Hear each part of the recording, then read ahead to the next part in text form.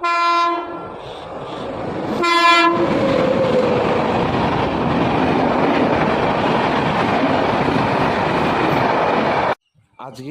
আমি দেশের বাড়িতে এসেছি। তো এখন এসে দেখি সকালবেলা মাছ ধরা হচ্ছে। তো দেশের বাড়ির দিকে কি হয়, সবজি মাছ এই সব কিছু কিন্তু অতটা কেনা হয় না। সব যেহেতু চাষ করা হয় তার জন্য এখানে সব কিছু মাছ ধরে সবজি চাষ করা হয়। তো এটা যে একটা খুব আনন্দ হয় মাছ ধরাটা একটা। তো গ্রামে এসে একটা ভালো লাগে যে সব কিছু নিজেরাই চাষবাস, নিজেরাই সব কিছু।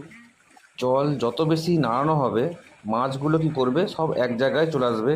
যেহেতু জাল অনেকটা ছোট, তো তার জন্য মাছগুলোকে এক সাইড দিয়ে আনা হচ্ছে, যেখানে মাছ ওই জালের মধ্যে যাতে পড়ে যেতে পারে, নাহলে কিন্তু এত বড় পুকুরে জাল ছোট হয়ে গেলে মুশকিল হয়ে যাচ্ছে। গ্রামের লোকেদের যখন ইচ্ছে করবে তখন মাছ ধরবে, এই একটা গ্রামের পরিবেশের খুব ভালো একটা জায়গা। তো এখানে মাছ ধরছে আমার দিদি, জামাইবাবু, ভাই, দুই ভাই সবাই মিলে মাছ ধরছে।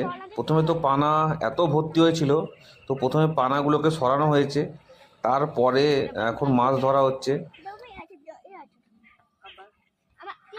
বাড়িতে গাছ থাকলে দেখুন কত সুবিধা, নিজের ঘরের বাড়িতে ফলের গাছ সব কিছু নিজেদের ঘরেই।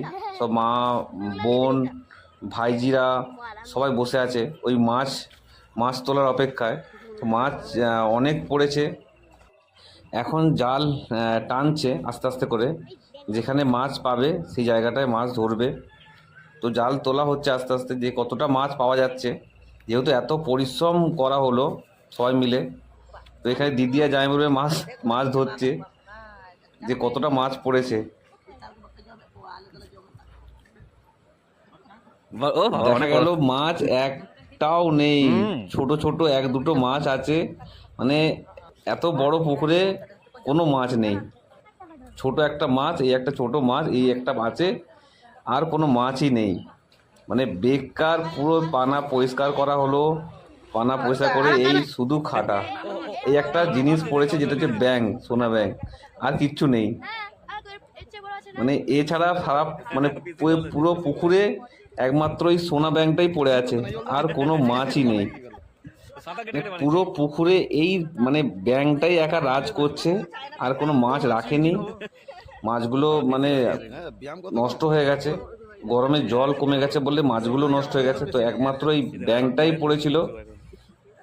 তো একে আবার জলে ছেড়ে দেওয়া হবে।